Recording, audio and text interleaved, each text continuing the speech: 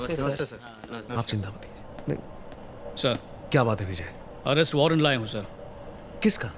Minister के बेटे अश्विन का। What are you saying? Rajni rape and murder case का मेन अक्यूज्ड अश्विन ही है। मरने से पहले रजनी ने खुद अपने स्टेटमेंट में कहा था, नहीं, मेरा बेटा ऐसा नहीं कर सकता, ये इल्जाम गलत है।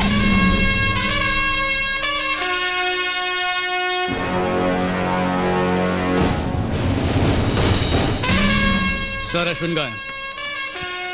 यही तो हम भी जानना चाहता हूँ कि हमरा बिटवा कहाँ है। अच्छा? पिछले 2 दिन से गायब है, मिसिंग कंप्लेंट वाले खाए हैं, लेकिन ससुरा कुछ होता ही नहीं। देखो ये पगलिया को देखो, 2 दिन से न खाया है न पिया है, सोती भी नहीं है। ये हमारे आदमी उसे ढूंढ ढूंढ के थक गए हैं। कुछ पता नहीं भैया, अपने 40 साल के करियरवा में हम पहली बार इतना चिंतित हुए हैं। संदेह करना तो पुलिस का ड्यूटी है। क्या करें, पॉलिटिशियन है, झूठ बोले बगैर खाना हजम नहीं होता, आम बात है। लेकिन ई मामले में ना ना ना ना ना। 2 दिन पहले मिनिस्टर साहब का फोन आया। इन्होंने मुझसे रिक्वेस्ट की कि जांच खुफिया तरीके से होनी चाहिए। इसीलिए मैं चाहता हूं कि इनके बेटे अश्विन की तलाश अनऑफिशियल तरीके से हो। इस तरह तो उसे ढूंढ नहीं पाएंगे सर। तो भाई चाहते का हो, कंप्लेंट वाले खाएं, अखबार में दे, टीवी न्यूज पर डालें, गली में उसका पोस्टर वा चिपकाऊं, ये सब करूंगा हम, पर हमको हमरा बिटवा चाहिए। सर आपको अंदाजा भी नहीं है कि मैं क्या करने वाला हूँ। क्या करोगे? अरेस्ट करोगे, कोर्ट में जाओगे, जेल में डाल दोगे, तो करके देखो। भैया तुम अपना पुलिस का ड्यूटी बढ़िया से निभाओ। कहा है कि बाप होने का फर्ज निभाना हमको बहुत अच्छी तरह से आता है। वो सिर्फ आपका बेटा ही नहीं बल्कि एक फरार मुजरिम भी है सर। तुम्हारी ईमानदारी पर हमको पूरा भरोसा है। उसे पकड़ लो और जेलवा में डाल दो, तुम्हारा प्रमोशन ऑर्डर तुम्हारे घर पहुंच जाएगा।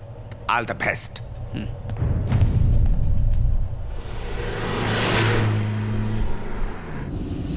गाड़ी रोकना सर। Yes sir. राजेंद्र, लगता है ये केस भी फाइलों में ही दम तोड़ देगा। मरने दो उस हैवान को, अरेस्ट करके भी क्या हासिल होगा सर? तभी तो उसे सजा मिलेगी। रजनी के स्टेटमेंट के बिना पर उसे कड़ी से कड़ी सजा मिल सकती है। रेप केस का आंकड़ा पता नहीं है आपको? पिछले ही महीने के अखबार में छपा था। इंडिया में पिछला 1 साल में 33,000 केस रजिस्टर हुआ, यानी एक दिन में 93 रेप्स हुआ सर। बोलो तो 1 घंटे में रजनी जैसा 4 केस होता है। बहुत गुस्सा आता है सर। 1000 का ऊपर केस दर्ज ही नहीं होता है। बदनामी का डर से, समाज का डर से, पैसा खिला के, डरा धमका के विक्टिम को, उसकी फैमिली को दबा दिया जाता है। सजा होता भी है तो 4 में से 1 केस में, बाकी 3 रेपिस्ट सीना तान के घूमता है। सॉरी सर, बहुत बुरा कंडीशन है अपना देश का। वो मिनिस्टर का बेटा है सर। हमारा 1 साल का सैलरी सिर्फ 1 दिन में खर्चा करेगा, लॉयर्स का फौज खड़ा कर देगा। सिर्फ 10 दिन में छूटेगा और हमारा ऊपर हंसेगा, हमारा ट्रांसफर कर देगा या किसी मिनिस्टर का दुम बना के हमको ड्यूटी पे चिपका देगा। ऐसा सनसनीखेज खबर 2 दिन में अखबार से गायब हो जाता है। किसी हीरो हीरोइन का अफेयर हॉट न्यूज बनेगा, ब्रेकअप के बाद भी चलेगा। उसका बूढ़ा बाप बेचारा उम्र भर आंसू बहाएगा, तब तक वो राक्षस हैवान ज्यादा सावधानी से एक और रेप कर देगा। सॉरी सर, अपन ज्यादा तो नहीं भूल गया?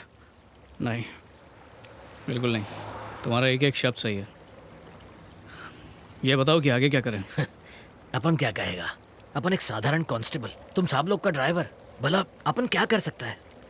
चलो मान लिया तुम एक साधारण इंसान हो, पर फर्ज करो तुमने उसे पकड़ लिया, तब उसके साथ क्या करोगे? सर, पहला मारेगा, उस साले की खाल खींच लेगा, इसी पुल का नीचे उस बैंक के टके को नंगा करके उल्टा लटका के मारेगा।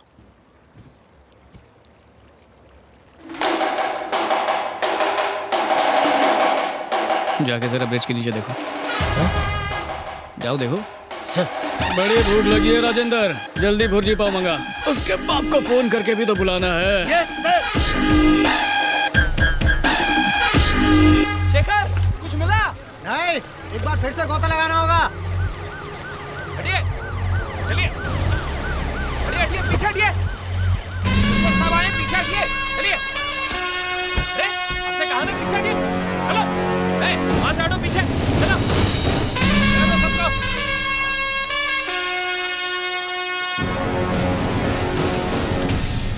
कहाँ है हमरा बिटवा? हमें उससे गुफ्तगू करना है, फिर जहाँ चाहे ले जाओ, रिमांड में ले लो, जेल भेज दो, कहीं भी। सर गुफ्तगू वो तो चू करने लायक भी नहीं बचा। अरे गणेश सर, जरा शीट तो हटा ना प्लीज। इस पर आपके साइन चाहिए। लाश को देख के मौत की वजह समझ में आई?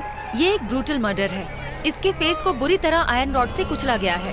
और कम से कम 2-3 दिन तक टॉर्चर किया गया है। इतना यकीन से कैसे कह सकती हैं? मैं एक डॉक्टर हूँ। 1 घंटे के जख्म में और 24 घंटे के जख्म में फर्क होता है। जिंदा भी होता तो बच्चा पैदा नहीं कर पाता। आप मेरी बात समझ रहे हैं ना? बेरहमी से मारा। पोस्टमार्टम के बाद ही मैं आपको डिटेल्स बता पाऊंगी। Okay, thank you doctor. Thank you. चलिए। चलो। सॉरी सर, आप जरा यहाँ। कौन है? किसने किया है? कुछ कह नहीं सकते।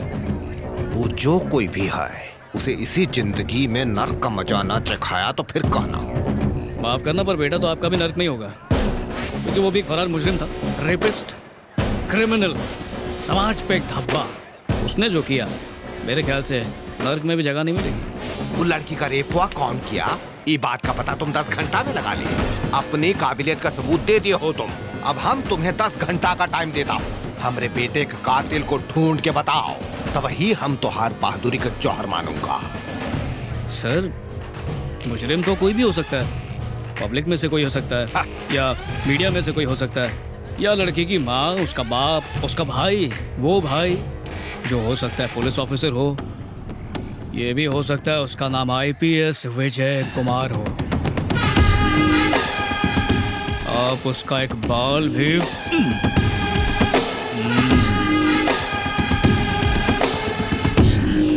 पोस्टमार्टम के बाद कटी फटी बॉडी भेज दूंगा। अपने रिश्तेदारों को फोन कर दो, शोक मनाने के लिए आ जाए।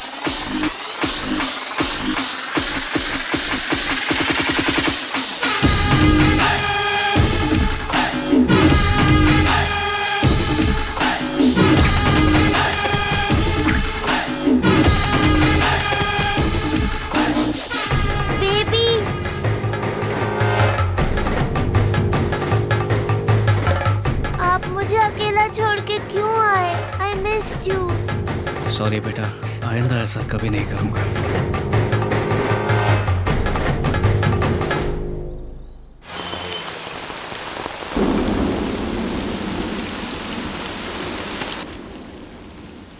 अरे टीचर जी, क्या मांगता है? ब्रेड लेगा? विजय कुमार किधर है? वो केक का ऑर्डर डिलीवर करने गया है। मैडम, तुमने जोसेफ के बारे में पूछा ना? विजय कुमार के बारे में। यानी उसने सच बता दिया। उसका असली नाम जोसेफ ही है। अमिताभ का फिल्म देख के उसने खुद का नाम विजय रख लिया। ये पाव का धंधा उसका फैमिली बिजनेस है? हाँ। तुम यहाँ कब से हो? अब क्या बताएगा, पहला की तरह और नौकरी करता था अपन।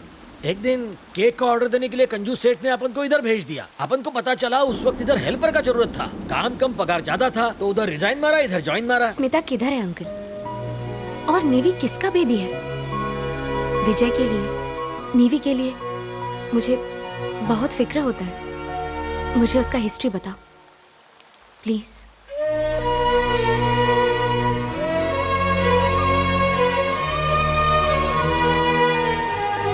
हाय, सॉरी थोड़ा सा लेट हो गया। 1 मिनट रुको। क्या हुआ? अब चलो। ये सब किस लिए? किसी से इम्पोर्टेंट मीटिंग है, मैं बहुत टेंशन में हूँ। पर किससे मिलना? फादर से। चर्च के फादर से? मेरे फादर से। यानी फादर इन लॉ? सही समझे? अरे बाप रे, उसके लिए तैयारी नहीं की मैंने। ये एग्जाम थोड़ी है जिसकी तैयारी करनी है, ढंग से पेश आना बस। अच्छा, उन्हें खोज करने के लिए थोड़ा तो आइडिया दो यार। पूरी डिक्शनरी में उन्हें एक ही वर्ड से नफरत है। अच्छा, कौन सा वर्ड? पुलिस। पुलिस? साला डाकू है क्या? वो बुढ़ा मोटा तुम्हारा बाप है क्या? जान ले लूंगी, चुप रहो।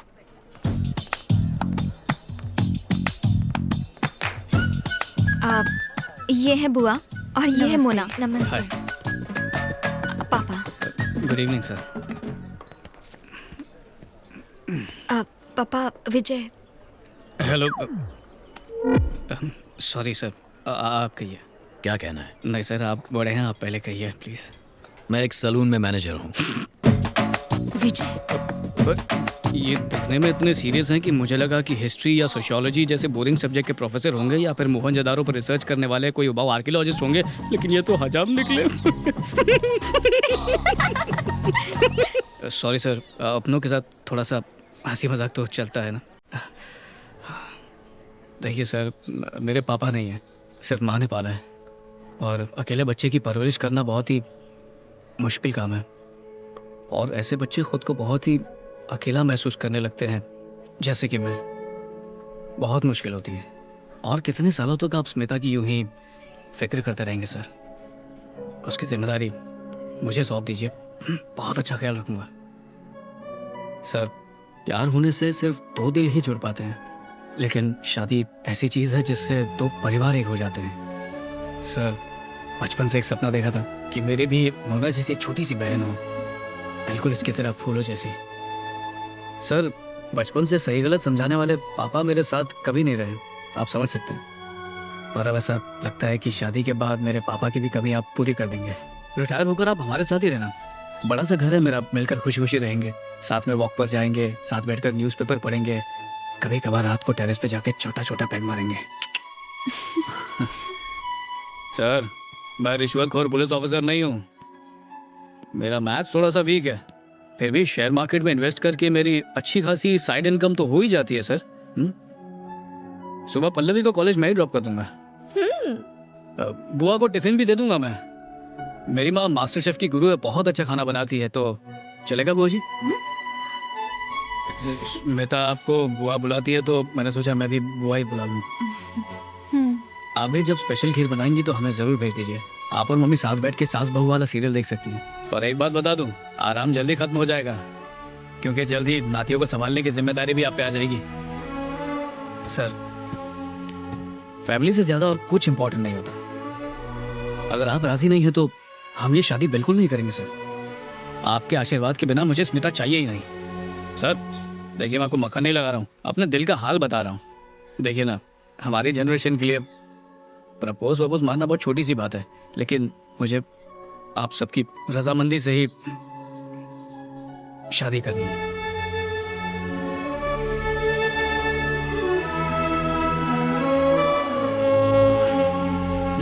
इतना सब कहने के बाद भी शक की नजर से देख रहे, समझ सकता हूँ, मेरे पेशे में बहुत खतरा है ना। इसे सिर्फ ट्रेनिंग में चलाया था, इससे ज्यादा तो मैं दिवाली में पटाखे की बंदूक चलाया हूँ।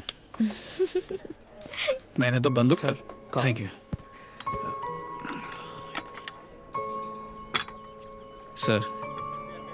अगर आप ये कॉफ़ी पी लेंगे तो मैं समझ जाऊंगा कि आप राजी हैं। प्लीज पापा।